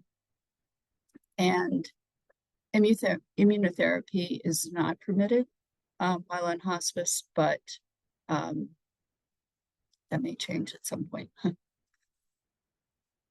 right. We find that, well, actually, Consumer Assessment for Healthcare Providers and Systems found in a survey they did, surveys they do, is that the number one complaint that families have about hospice care is that they didn't know when they could get it, and they didn't take advantage of it soon enough. From our experience, talking to literally thousands of people every year about hospice care, we have found that people who, the longer they can take advantage of hospice care, the happier they are with hospice care. You don't want to get into a situation where the oncologist is, dialing 911 for hospice. Hospice is not an emergency kind of healthcare. It's a healthcare that is more like slow healthcare. So I always encourage people to look into it, even before they think it might be time. We tell people don't wait for your physician to bring it up. That can be, oncologists went to medical school to cure people of things that they can't always cure them of. And the same with every other doctor, right? That is in the business of curing. And so I think there's sort of a reluctance sometimes with physicians to acknowledge that treatment isn't working like they wanted it to, and they keep trying new things and doing new things. But it's important to let your doctor know if you're interested in hospice care, and talk to your loved ones about it as well. It may not be time, right? It might not be time. It may be far, like 3 years away from even thinking about hospice or needing hospice. But if it's on the radar screen, at least you're ready, and your loved ones are too. So, like I said, start the conversations with loved ones and medical providers. You can also self-refer to a hospice. So if your physician is saying, no, we don't think, I don't think it's time for hospice, it's possible to make a phone call to hospice and ask for an evaluation. They will in turn speak with your doctor and review medical records as well. And in terms of choosing a hospice, oftentimes physicians are good referral sources to a hospice, or a physician will refer to a specific hospice, but you can always choose the hospice that you want to use. It's like any other kind of healthcare. Ask families and friends if they've had experience with a hospice. The Centers for Medicare and Medicaid has a helpful tool that's called Care Compare. It's not perfect, but it does provide family ratings of hospice care. It's searchable. So you can search by zip code to find all the hospice providers, almost all the hospice providers in your area. If a hospice is very small, it won't be listed on Care Compare. And you can also visit with hospice providers. So you can ask a hospice provider to come to your home to talk to them. There's no cost. You can interview the hospice on our website. We have questions to ask a hospice about the kind of care they provide and what their standards are. And even though there are some basic standards, every hospice is going to have a slightly different personality. And maybe that personality is not going to mesh with your personality, but it's important to talk to the hospice that's going to provide care to make sure that you're in line.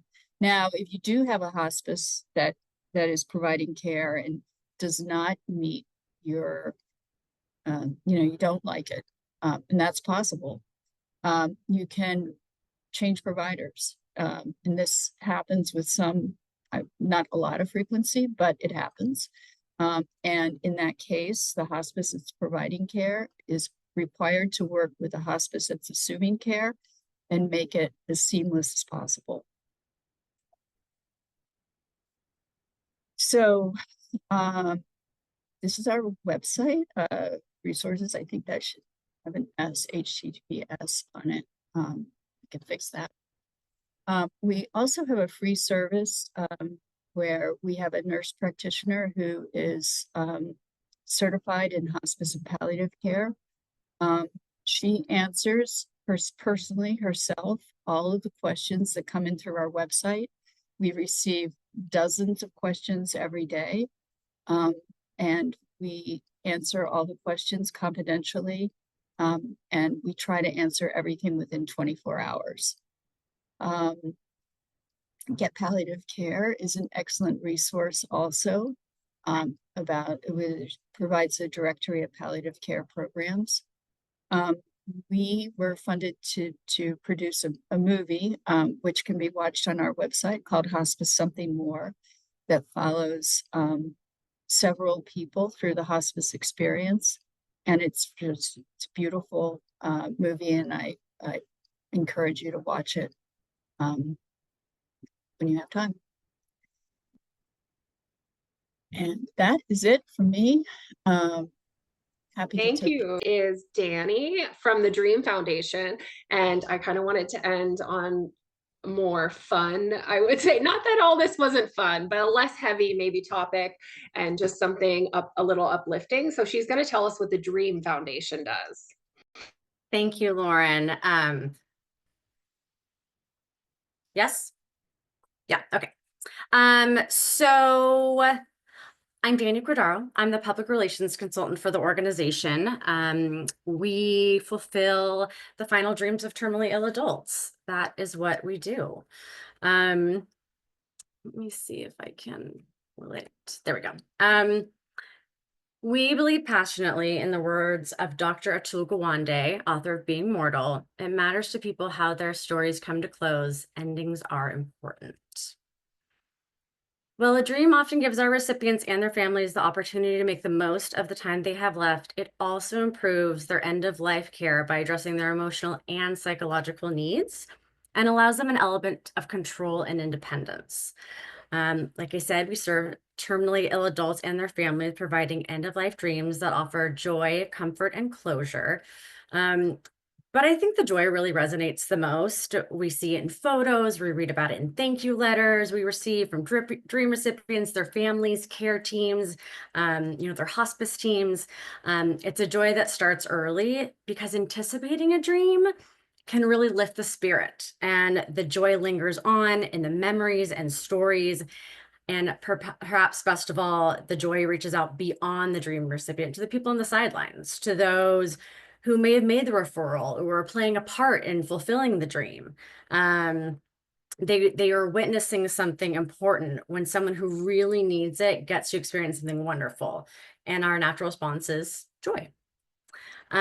We receive no state or federal funding, and we rely solely on the donations of individuals and companies that align with our mission. Over the last 3 decades, we have served more than 35,000 dreams.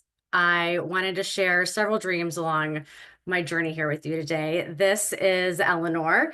She wanted a birthday for her, a big 90th birthday where everyone could come and dance the night away. Her family, including great-grandchildren, all came together to celebrate their life. And her son-in-law told us after the party it was such a success and he considered it all of us family now. So it was really special and lovely. Let's see, oh, sometimes my thing doesn't want to move. Let's see, where are we? To qualify.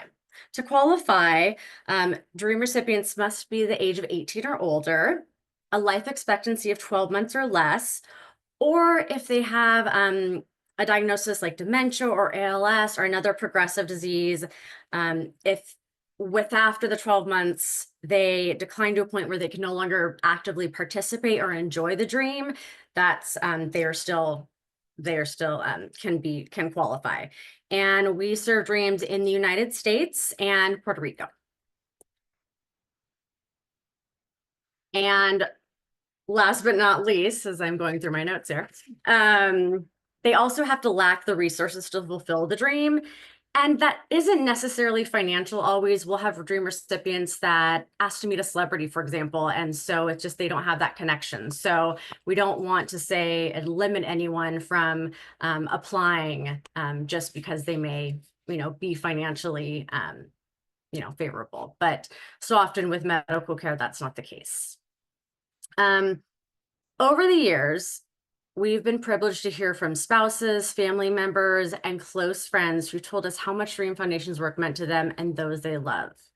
It just takes a scroll through our Instagram feed to take a glimpse at some of the lives we are touching. After 35,000 dreams, we have thousands of testimonials from social workers, healthcare teams, family members, and dream recipients telling us what a difference the dream made. But we wanted a credible, independent measure to show the impact of dreams. So we turned to the American Psychiatric Association for help. They suggested running a study to find out whether fulfilling dreams improves the well-being of terminally ill patients using the internationally recognized 5-item World Health Organization Well-Being Index survey. It asked people how good they feel, or if they wake up feeling refreshed and rested, or how interested they are in what's going on around them. The survey was given to applicants before and after their dream was served, and they analyzed the results. The study showed that 80% of those taking part in the study reported a greater sense of well-being after a dream, with the average increase in well-being reported at 21%. These findings demonstrate that dreams do improve well-being for the recipient, even as they physically decline. Our recipients cross all therapeutic areas, but a vast majority, almost 7 in 10, have a cancer diagnosis. And since this is a community that supports colon cancer patients, survivors, and caregivers, I pulled some relevant statistics from the last few years. In the last 5 years, we had 123 applicants from patients with colon cancer. 54 of them were under the age of 50. In the last 3 years, it was 64 applicants, 25 of them under the age of 50. And in the last year, we had 22, 6 of them under the age of 50. So for this year, we had 12 applicants, 8 of them have been under the age of 50. Oh, our dream recipients vary in age too, from 18 all the way up to 108, although over 68% are over the age of 50. I really wanted to get into the types of dreams fulfilled. A lot of people ask us this, and we have requests from across the country and across the whole spectrum. But we group them into some broad categories, as you can see. Basic needs are dreams that improve the quality of life by addressing practical needs. This is a one-time purchase of something that a dream recipient needs to improve some aspect of their day-to-day life. These dreams are born out of a hunger, not for adventure, but for some kind of normal, a return to their old self. This could be a computer to connect with friends and family, a large TV for entertainment, an electric recliner chair to nap, an air conditioner window and unit to stay comfortable, or even to get pest control services. We all appreciate the benefits of a vacation, but for many of our dream recipients and their families, this is the first and often the last family vacation. It's an opportunity to create happy memories, to live carefree for a few days, and spend quality time with those that are closest. We also have family reunions, and those are all about visiting family or bringing family for a visit or special event where family and friends come together to celebrate, to reminisce, to share stories, and to say goodbye. Maybe it's a precious chance to say hello to someone who's already dear, but have only seen them in photos until that moment. And it's surprising on how often that this happens. 4% of our requests are about an interaction with a personal hero that I had mentioned earlier, a celebrity or public figure that inspired the dream recipient. But because we're dealing with another person's schedule and preferences, these dreams typically take a little bit longer to plan, and we can't always count on the outcome, but we certainly do try.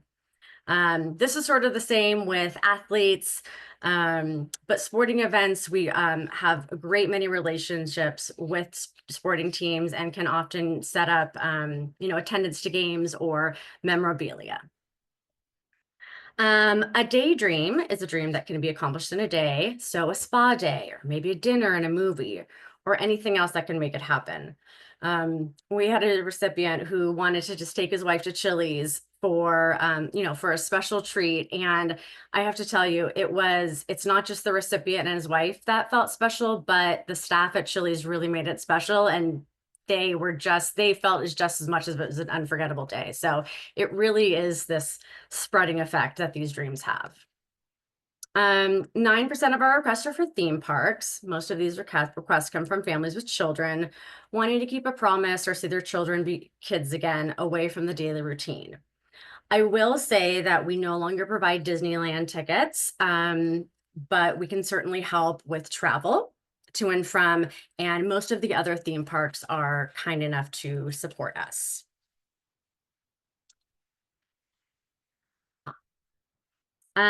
Many people are surprised to learn that every 5th dream applicant lives with a child in the home. The dreams we fulfill not only support the dream recipient, but their families too. Many requests are about promises made to children that now seem impossible to keep without help. 87% of our dreams, we work with an organization such as an airline, theme park, or hotel, and use their in-kind donations to keep our costs low and stretch our donor dollars. Only by using donated accommodations, airline tickets, and activities are we able to say yes to every applicant that qualifies for a dream.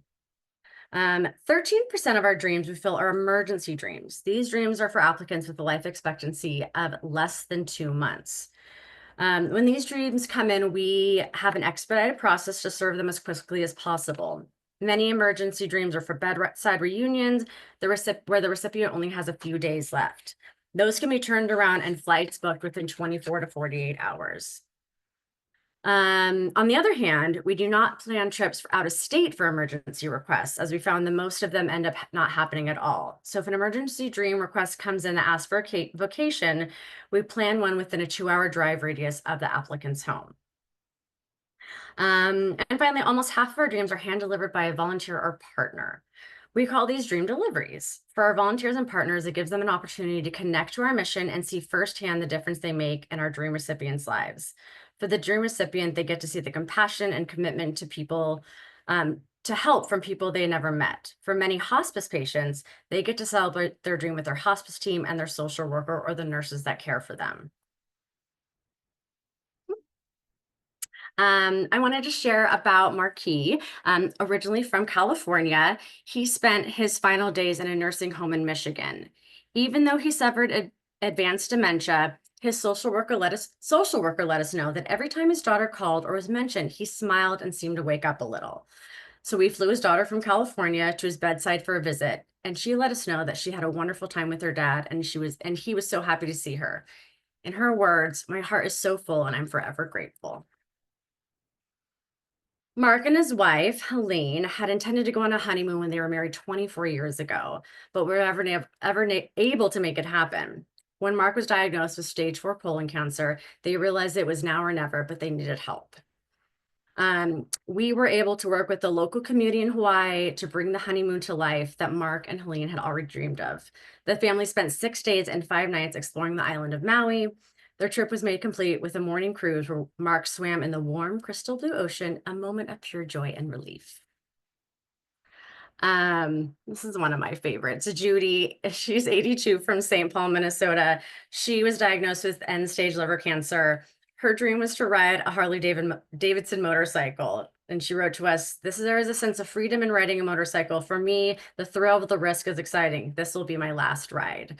And it was really important for Judy to ride on the body of the motorcycle, not in a sidecar. So with the help of the St. Paul Harley Davidson, her dream came true, and you can just see her. She's just so cute, just enjoying the ride of her life. Another dream I want to share with you, who you may have heard about, Tanner, who was diagnosed with stage 4 colon cancer at 26 years old, just 2 years after he married the love of his life, Shay, and their life took a very sharp and unexpected turn. The couple faced countless challenges, but found their strength in their love, their family, and something a little unexpected, Star Wars. The timeless stories of hope, resilience, and defying the odds had always been a source of inspiration. So when Tanner reached out to us about meeting his hero, Mark Hamill, we were unsure if we could make it happen, but fortunately, Mark and his wife were delighted and honored to bring Tanner's dream to life, as you can see here. All right.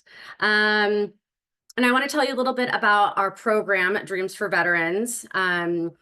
We fulfill dreams for veterans right from our first days in 1994, but by 2014, we saw that veterans and active service members' dreams gave us a unique opportunity to acknowledge and an important chapter in these recipients' lives, and to engage with their families and community.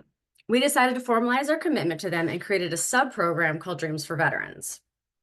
The program has the same qualifications as the General Dream Program, but an applicant must also show proof of service. In 2015, it was officially launched. In 2016, we formed a strategic partnership with the Department of Veterans Affairs. And since then, we have served over 1,200 dreams to veterans and active service members. Another wonderful aspect of this program is that we try to provide veteran-to-veteran dream deliveries where a veteran and a representative from the VA or from a veteran service organization deliver the dream to the recipient. These special dream deliverers allow volunteers to meet, honor, and acknowledge fellow veterans by presenting them with their dream package and celebrating together. Oftentimes, the delivery will include a pinning or a challenge coin ceremony. We created a special Dreams for Veterans challenge coin that was cast specifically for these occasions, to be presented as a token of recognition and gratitude for their service. We want to let them know, let us know if you're caring for a veteran. We have, a veteran application, we have our General Dream application, we have our Hospice application.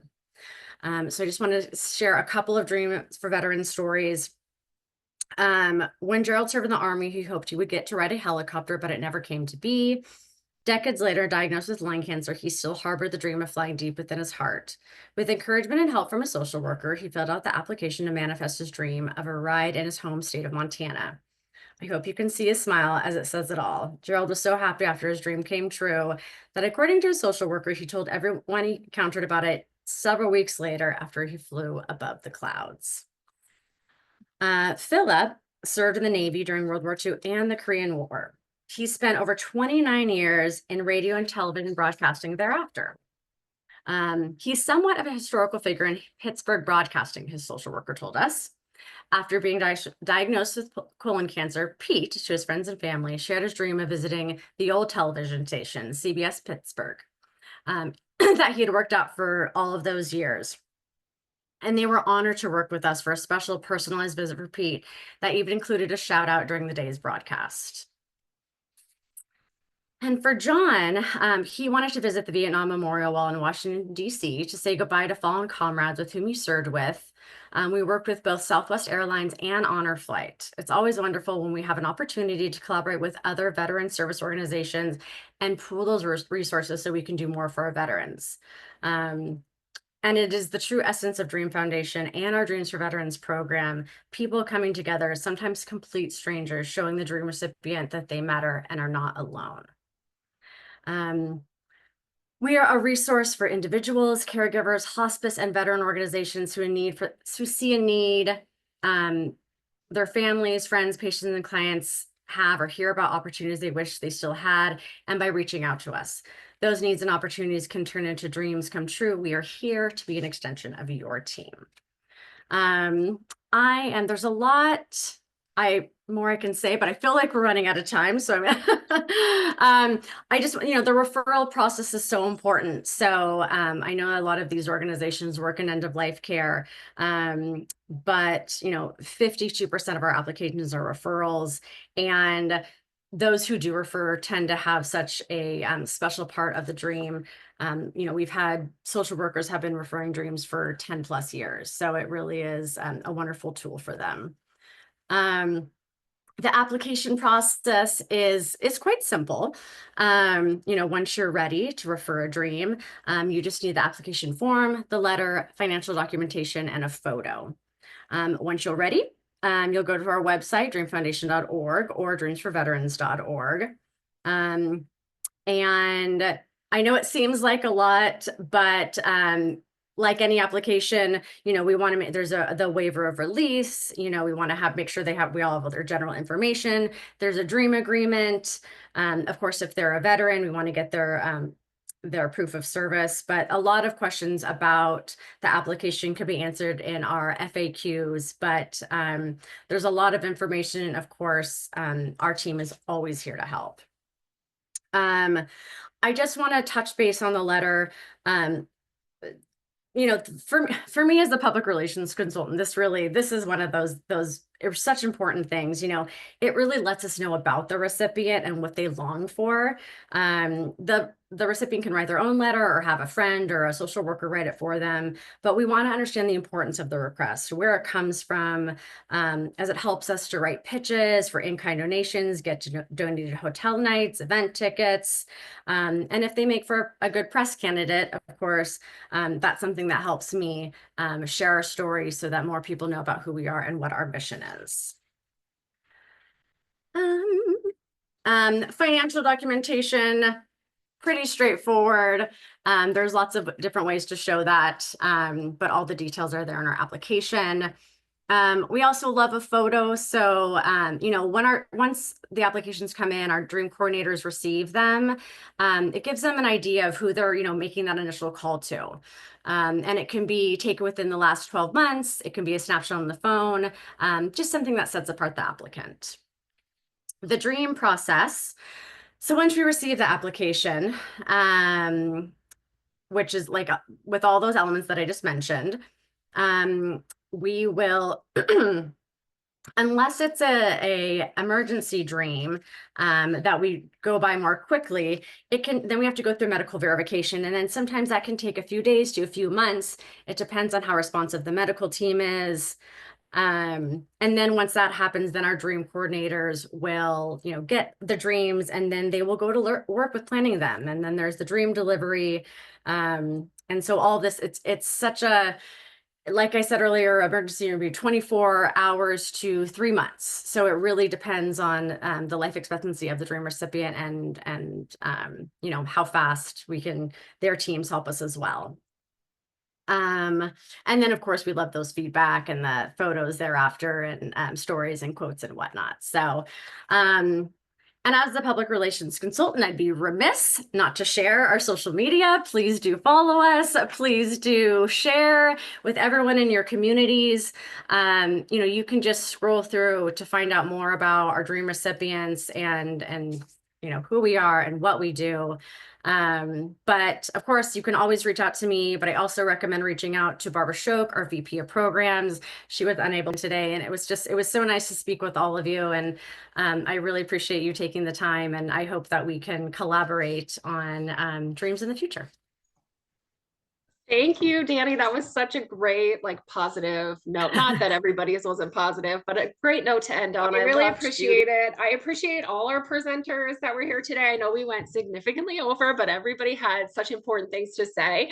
And it's going to be such a valuable asset to our community and, to the different communities and even to each other, just knowing what services exist. So I just wanted to thank everyone for being here and taking time out of your schedule, and we will be in touch. So thank you all.